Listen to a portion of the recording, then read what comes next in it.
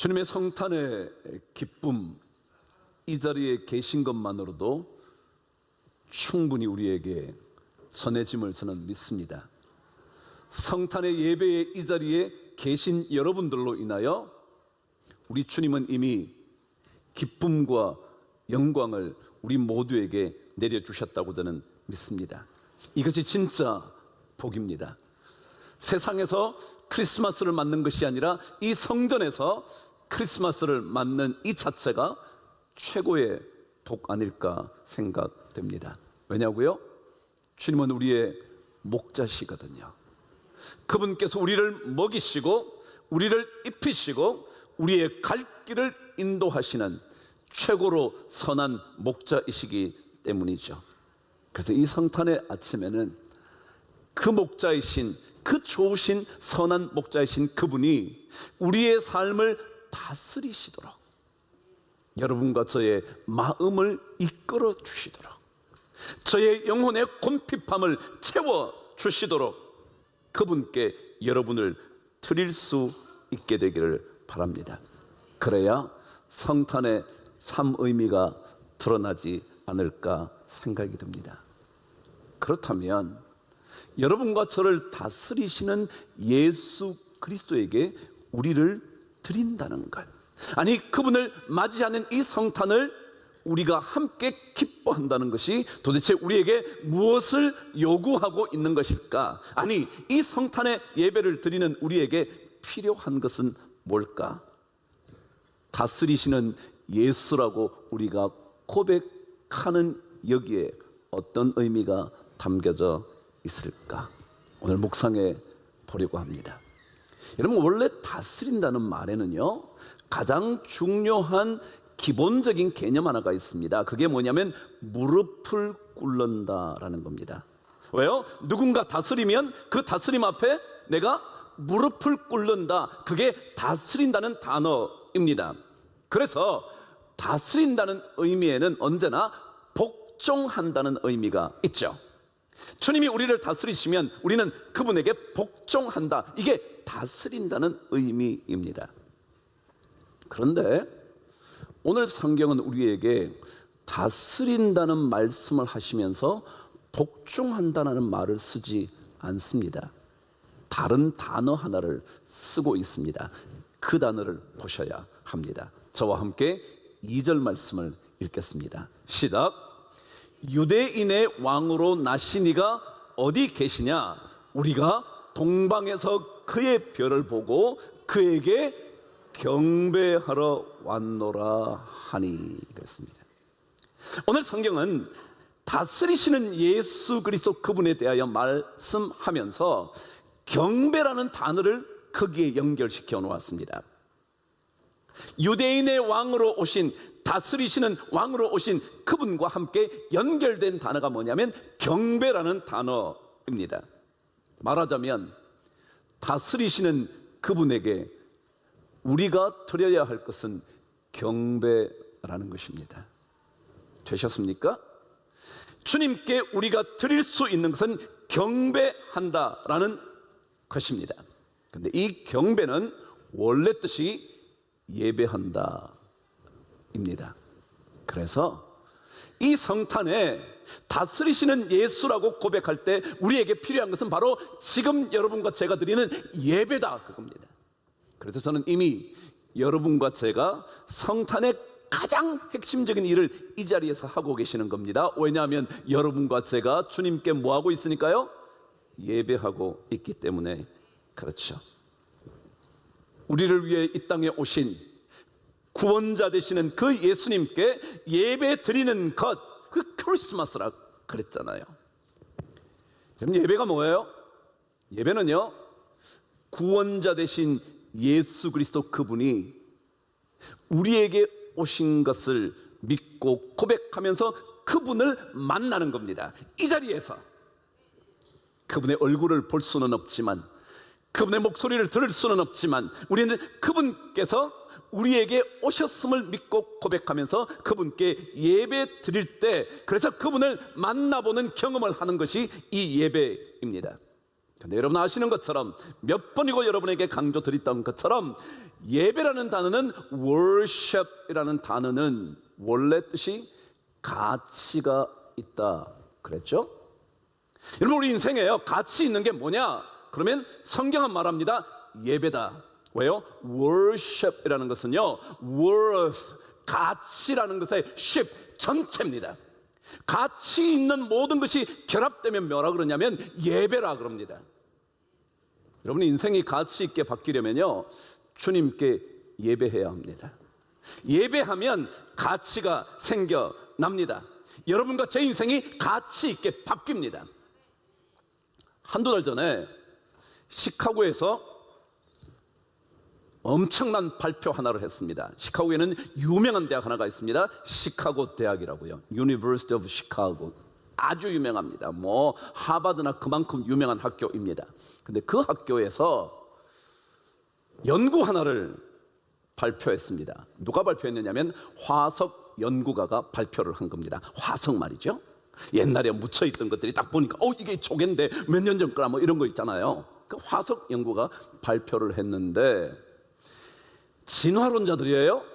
창조를 믿지 않죠. 인간은 어쩌 하다가 이렇게 됐다는 거예요. 이게 진화론자예요. 근데 그들이 뭘 발표를 했냐면 바로 최근에 화석 연구가가 하나를 발견했다는 겁니다. 뭘 발견했냐 그랬더니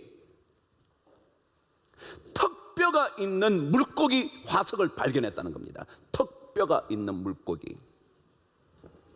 그러면서 이 화석은 4억 3천만 년 전 거래요. 제가 듣자마자 4억 3천만 년 전에 턱뼈가 있는 물고기를 발견했대. 근데 그것이 뭐 그렇게 중요하냐 그랬더니 이렇게 말한 겁니다. 그 4억 3천 년 전에 있었던 턱뼈 있는 물고기가 진화해서 턱뼈가 있는 인간이 됐다는 거예요. 그래서 막 난리가 난 겁니다. 여러분 우리 인간이 턱뼈 있는 물고기에서 진화해서 인간이 됐나요? 우리 인간이 그런 인간이에요? 그것보다 무가치한 인생이 어디 있겠냐고요. 턱뼈 있는 물고기에서 진화한 인간이라면 그게 뭘 그렇게 대단하겠습니까? 신앙은요 하나님께서 우리를 창조하심으로 인하여 우리의 가치가 하나님의 모습을 닮은 imago Dei, image of God, 하나님의 형상을 가진 것 때문에 가치가 있는 겁니다. 그래서 우리가 그분을 예배할수록 점점 더 가치 있는 인생이 되어 갑니다. 그렇지 않으면 여러분은 전부 다 턱뼈 있는 물고기에서 진화한 턱뼈 있는 인간입니다. 그것밖에 4억 3천만 년 전에 어떻게 알았을까?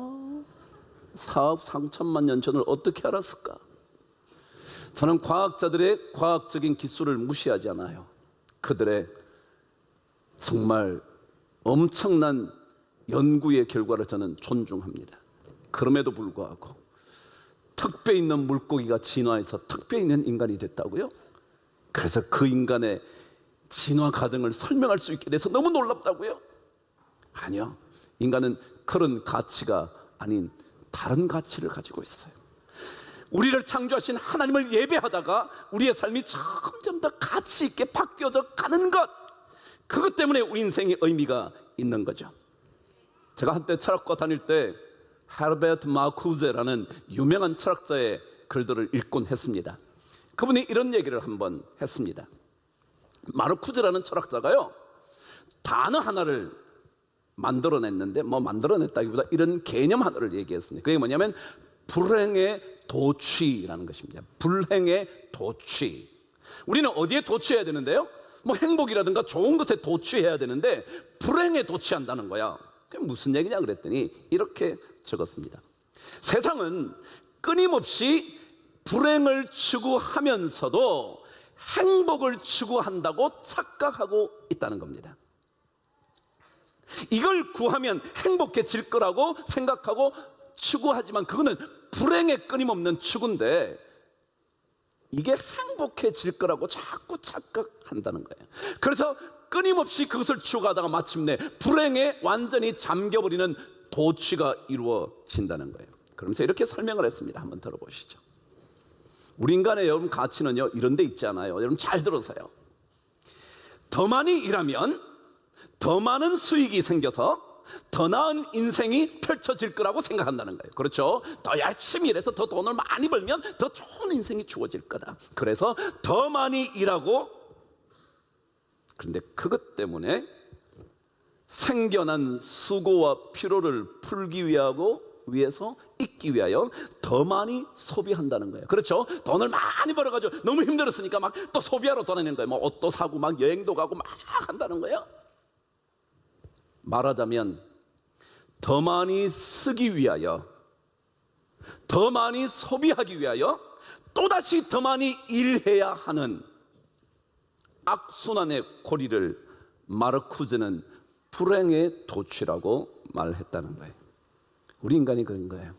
막 열심히 일하고 돈을 벌었어요. 돈을 버는데 너무 힘든 거예요. 너무 힘들었으니까. 그래서 막 뭐 이것 가가지고 여기도 사고 보석도 하나 사보고 백도 사보고 막 하다가 또 돈이 없으니까 또 열심히 일하고, 그 다음에 그게 행복인 줄 알고 추구했는데 불행이더라는 거예요. 열심히 일하다가 병들어요. 병든 것 치료하느라 벌은 돈 다 써버려요.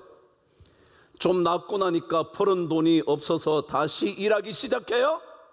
그래서 철학자는 그렇게 말해요. 자기를 계속 착취하다가 자기를 마침내 파괴해버리고 마는 이 불행의 도취를 우리 인간은 아무렇지 않게 행하고 있다는 거예요. 제가 그랬잖아요. 하나님께서 이 땅에 오신 성탄에는요, 그분이 우리를 다스리도록 내어주는 거예요. 다스린다는 무슨 말이냐면 그분께 예배한다는 거예요. 그 예배가 우리를 진짜 값어치 있게 만들거든요. 그렇지 않으면 더 많이 일하다가 더 많은 소비를 하다가 더 많은 소비 때문에 또다시 일하다가 끊임없이 자기를 착취하다가 쓰러져 버리고 마는, 그것으로 우리의 인간은 가치를 획득할 수가 없다는 거예요. 근데 오늘 성경은 우리에게 이 가치 있는 예배, 여기에는 뭐가 필요한가 또다시 설명을 해요. 저와 함께 11절 말씀을 읽겠습니다. 시작.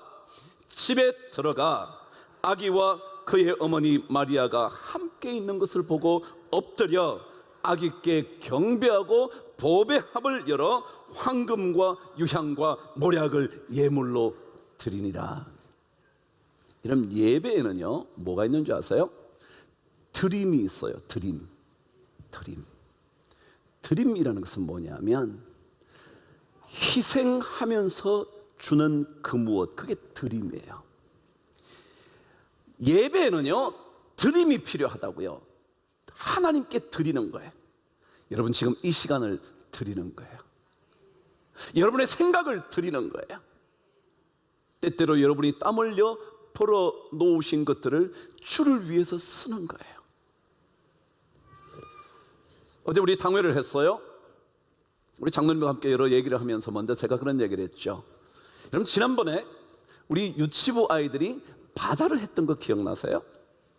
그 바자를 해서 수익금이 생긴 것을 이 땅 어떤 곳에 어려움을 겪는 아이들에게 전해주면서 복음을 전하는 도구가 되면 좋겠다 시작한 거예요. 그 돈을 막 이렇게 바자를 했는데 얼마쯤 나왔냐면 한 200 몇십만 원, 한 300만 원 나왔대요. 그 중에 한 200만 원 정도인가 그것을 필리핀에 선교하는 어린 아이들에게 성탄절 식량을 줬대요. 그 사진이 보내져 왔어요. 오늘 여러분 보지 못해서 참 서운한데, 그 사진에는요 아이들이 그 쌀 뭐 먹는 거 좀 받고 막 행복해하는 사진들이 막 쫙 온 거예요. 그러고는 그것을 보내주었다고 고마워하면서 그 필리핀 아이들이 성탄절 그림을 그리고 그 아이의 이름을 뭐 박하 뭐 이렇게 막 쓰고요, 뭐 최 뭐라고, 그 편지들이, 그 크리스마스 카드들이 우리 사진으로 온 거예요. 드림이요. 경배는요 다른 게 아니에요. 드리는 거예요. 우리가 벌어서 우리가 쓰는 게 아니에요. 제가 그랬죠? 더 많이 벌어서 수고한 나를 위하여 더 쓰고 더 쓴 것을 다시 더 얻기 위하여 더 땀 흘리고, 그게 아니고요. 우리는 우리가 벌어서 누군가를 위하여 드리는 거예요. 오늘 성경은 경배하러 왔다고 말했던 동방박사들이 보배 합을 열어서 경배를 하면서 황금과 유향과 모략을 예물로 드리니라. 이런 건데요, 드리는 것은요, 감사의 마음이 없으면 못 드려요. 감사가 생기면요, 저절로 주고 싶어요. 내가 우리 부모에게 감사하면요, 드리고 싶다고요. 근데 감사가 일어나지 않으면 드리는 게 아까워요. 신앙생활은 하나님으로부터 얻게 된 영원한 생명에 대하여 감사가 막 느껴지면 드리고 싶어요. 드림은 전부 다 감사에서 와요. 만일 감사하는 마음이 없으면 드림은 서서히 식기 시작할 거예요. 물론 어떤 사람은 다른 의도를 가지고 드리려고 해요. 뇌물을 바치는 거죠. 그것 하고 나면 나에게 뭐가 주어지겠지, 대가로 얻어질 것이 있겠지 생각을 해요. 그러나 진정한 드림은 감사의 마음에 서는 거예요. 아, 나에게 이렇게 해줘서 참 고맙지. 이 사람이 나에게 이렇게 해줬으니까 참 고맙지. 그러면요, 뭔가 자꾸 주고 싶어요. 드리고 싶어요. 바치고 싶어요. 예수를 만나는 것은요, 예수 그리스도로 말미암은 생명으로 인한 감사가 내 안에 있어야 돼요. 그러면 자꾸 주님께 드리고 싶죠. 우리 그 집사님 한 분이 이런 글을 저에게 보냈어요. 몇 달 전에 팔을 다쳤나 봐요. 그래서 이렇게 적었어요. 한 팔엔 깁스, 또 한 팔은 링거를 달았다. 지난달 입원은 그야말로 저를 옴짝달싹 못하게 했다. 그제서야 두 팔을 쓴다는 것이 얼마나 큰 축복인지 알았다. 잘 들어서요. 그 다음에요, 감사할 것은 공기처럼 퍼져 있는데 우매한 저는 모르고 살았다. 이제 작은 것 하나도 마음으로 깊이 감사하며 살아야겠다. 오늘 아침도 나에겐 더할 수 없는 큰 선물이다. 제가 이렇게 가르치는 쪽에 앉아 계시는 분이에요. 저기 제가 이렇게 보지만 저기 있어요. 제가 다 보여요. 저기 그분이 그렇게 썼어요. 우리 맹명원 집사님이 저에게. 여러분, 감사가 생기면요, 삶이 값어치 있게 돼요. 왜요? 드릴 수 있거든요. 드리면 점점 더 우리의 삶이 감사가 되는 거거든요. 드리는 게 예배거든요. 그게 우리 인생의 가치를 더 높이는 일이에요. 여러분, 오늘 성경에는 이 경배와 드림 없는 거짓 경배를 하려는 사람 하나가 등장해요. 헤롯이라는 왕이에요. 말은 그럴싸하게 해요. 나도 가서 그에게 경배하게 하라고 말은 했지만요, 가짜예요. 저는 헤롯이 전혀 그런 마음 없이 가짜로 경배하겠다고 말한 거예요. 그것으로 인생은 가치 있게 바뀌지 않아요. 진정한 경배, 진정한 예배, 그것이 우리에게 있어야 우리는 참으로 아름답고도 고귀한 인생을 살게 돼요. 오늘 성탄 아침이에요. 성탄은 주님께 예배함으로 여러분과 저의 가치를 회복하는 날이에요. 다른 거 아니에요. 기쁜 일이 없어도요, 주님께서 우리에게 오신 것 때문에 우리는 기쁜 거예요. 그래서 그분께 예배하는 거예요. 그분께 드리는 거예요. 그럴수록 여러분과 저의 인생은 가치 있는 인생이 돼요. 어제 우리 수유시장 가서 성도들이 함께 찬양하는 거 여러분 보셨죠? 그리고 막 다니면서 우리가 준비한 것을 나눠주면서 예수 믿으세요, 예수 믿으세요. 왜요? 그 예수 믿는 것보다 더 가치 있는 일이 없거든요. 어제 한 600명 넘게 되는 우리 성도들이 수유시장에 다 흩어져서 진정한 가치를 우리 모든 성도님들이 넉넉하게 누릴 수 있게 되기를 주의 이름으로 축복합니다. 다시 한번 우리 모든 성도님들께 메리 크리스마스. 즐겁게 주님을 경배하고 예배하는 우리 모두가 되어서 진짜 기쁜 크리스마스를 경험하게 되시기를 축복합니다. 기도하겠습니다. 하나님 아버지 감사합니다.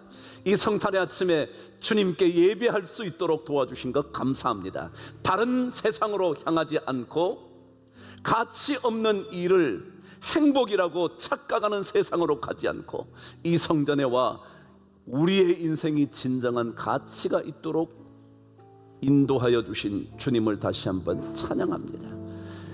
우리의 모든 것들을 주님께 드리면 드릴수록 내 인생 더욱더 값어치 있고 존귀한 인생 되는 줄 깨닫게 하셨으니 경배하는 인생 멈추지 않는 우리 모두가 되게 하여 주시옵소서. 우리 자녀들이 어릴 때부터 이 놀라운 사실을 경험하다가 그의 인생의 시간이 지나갈수록 점점 더 존중받는 인생, 고귀한 인생, 가치 있는 인생의 주인공 되게 하여 주옵소서. 예수 그리스도 이름으로 감사드리며 기도드리옵나이다. 아멘.